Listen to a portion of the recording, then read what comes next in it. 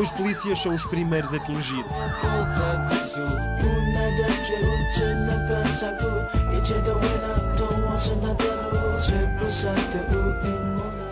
Dois tiros de 3 que foram disparados tiraram a vida a Wong Kalon, 31 anos, alegado membro da seita 14 quilates.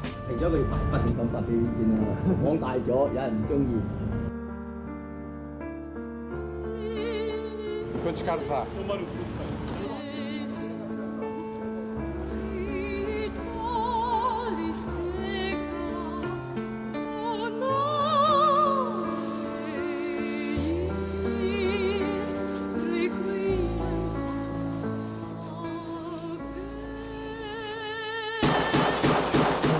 O que eu sei, ele sai no dia 2, né?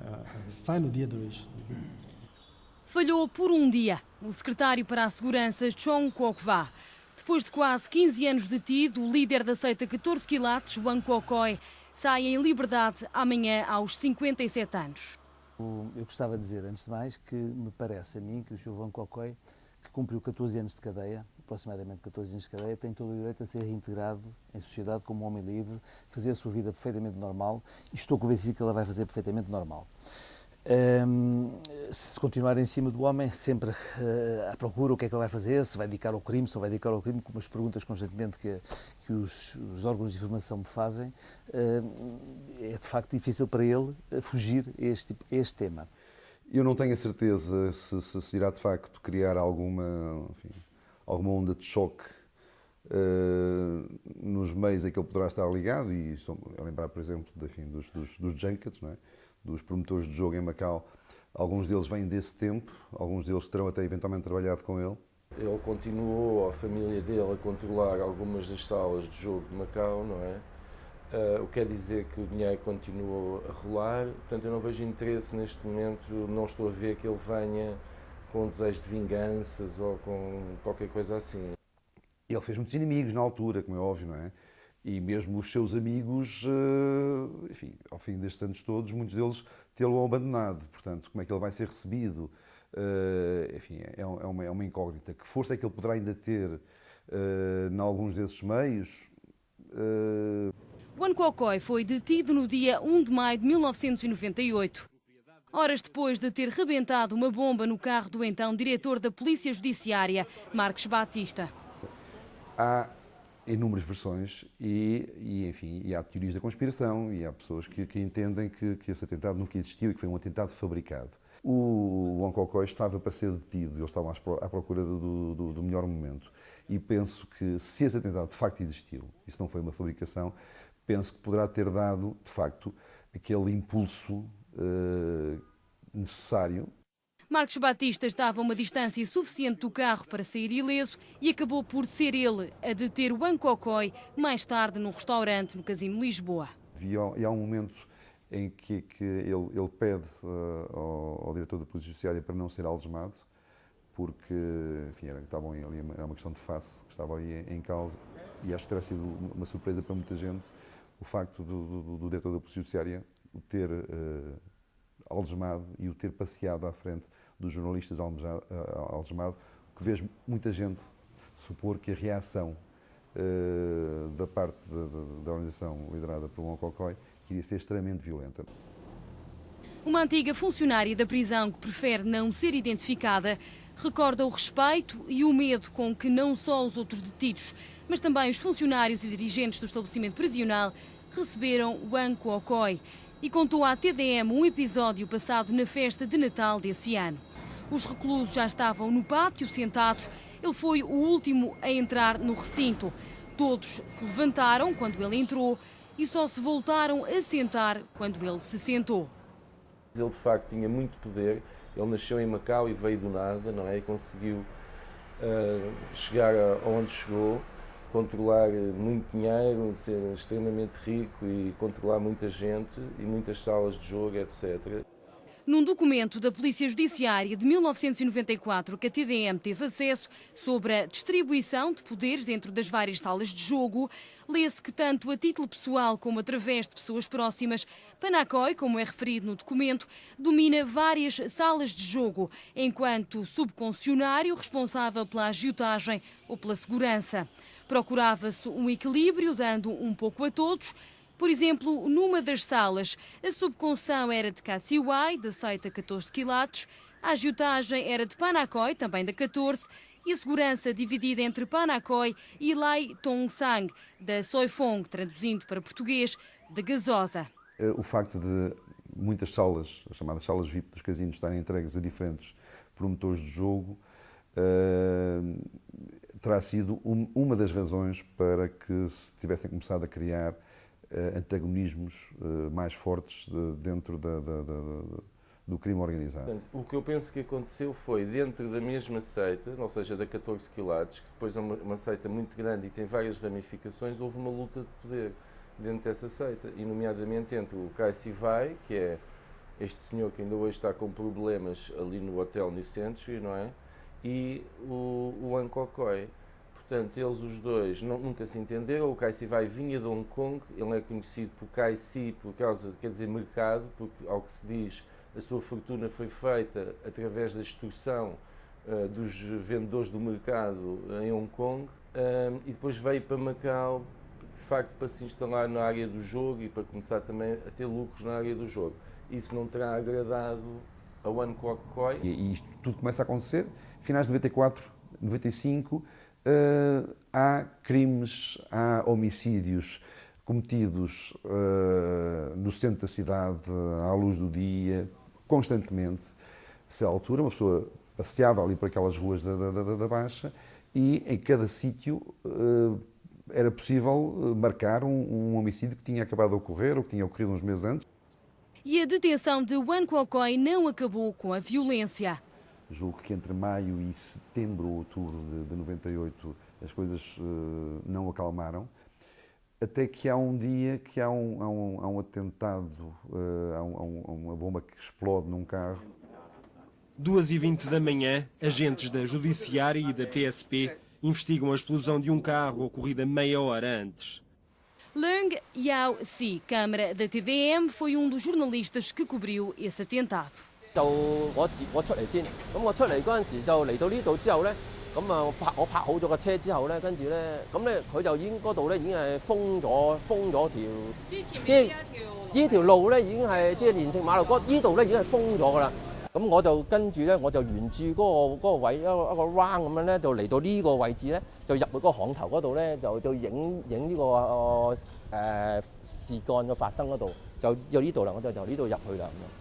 咁啊變咗我上埋去嗰陣時咧，去影咧，就變咗咧就遮擋，變咗影得唔好啊！咁我就跟住行翻後，咦有張凳咁OK。咁我有張凳喎，咁我咪拿住嗰張凳咁樣，諗住咁樣擺上嚟呢度位置咧，咁啊喺度，跟住我就落學節，我一上咁樣，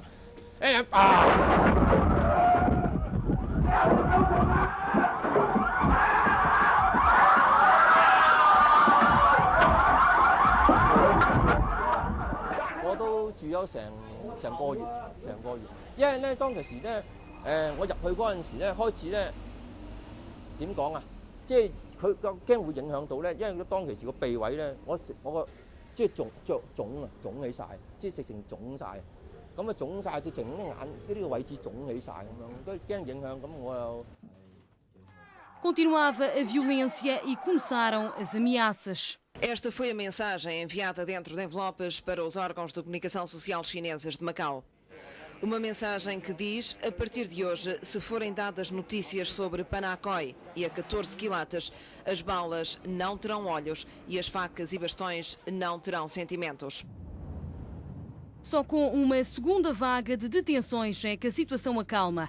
Entre outros, é detido Arturo Calderón, braço direito do líder da 14 quilates, que depois de 5 anos em liberdade voltou a ser detido há dias por planear um homicídio. Por altura dessa segunda vaga de detenções, Wan Kokoi continuava detido à espera do início do julgamento, que só tem a primeira sessão a 11 de outubro de 1999. O processo começa, enfim, de uma forma um bocadinho estranha, a partir do momento em que o juiz que tinha sido designado para julgar o processo, enfim, decidiu voltar a Portugal, não sei se foi uma questão de pretexto ou não. E a verdade é que depois, quando se trata de substituir o juiz que iria julgar o Wan Kokoi, em vez de se recorrer, enfim, àquilo que seria o normal, que era dentro dos juízes existentes em Macau, e por sorteio, enfim, pelos normais processos de distribuição de processos, a verdade é que não foi isso que foi feito e foi convidado um juiz de Portugal para vir julgar o Wan Kuo-Kuai. Aí é que me parece a mim que foi a grande nódoa deste processo foi exatamente ter vindo um juiz de Portugal para julgar este processo. Nódoa por duas razões. A primeira porque é a violação clara, claríssima, do princípio do juiz natural.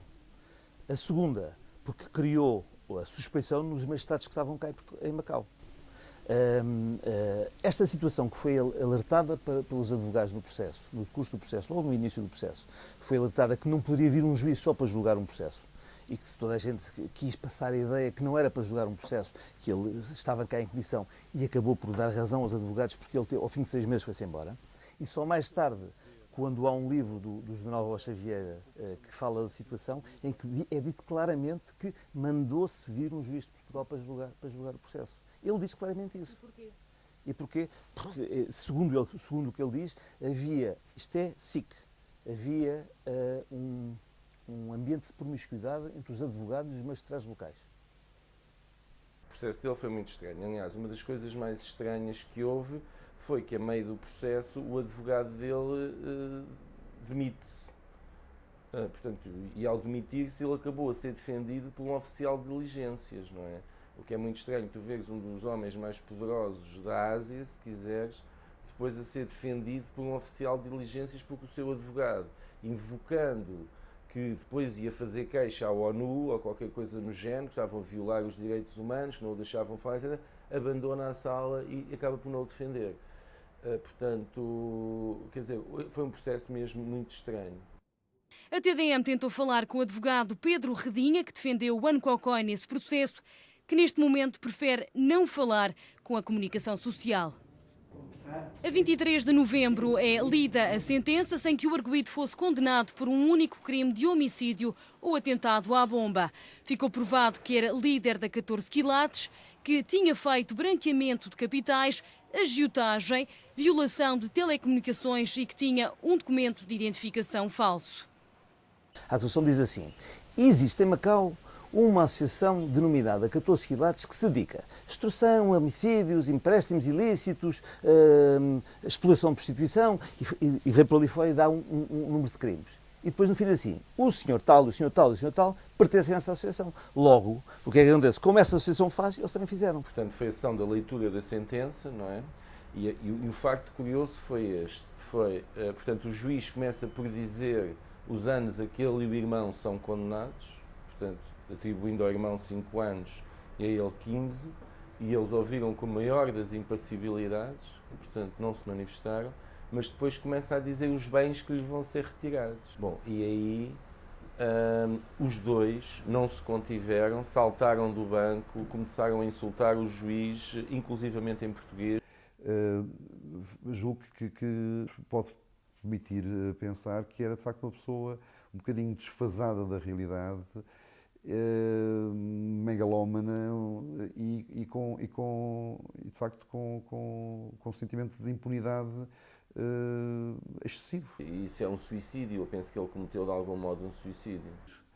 Julgo que se poderia ter agido também contra outras organizações de outra forma.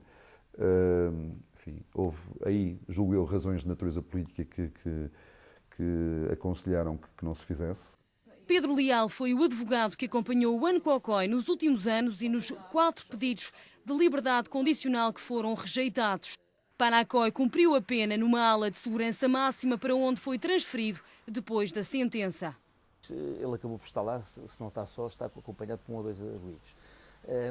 Aquilo é de facto uma prisão um pouco enxovalhante, porque paredes muito altas, muito úmido, de certo modo não se justificaria, ou não faço ideia. Isso é o que motivou aquela ala de segurança, como eles dizem, não sei o que terá sido, mas terá sido certamente tirar o Wan Kuo-Kuai do local, do contacto com os outros presos.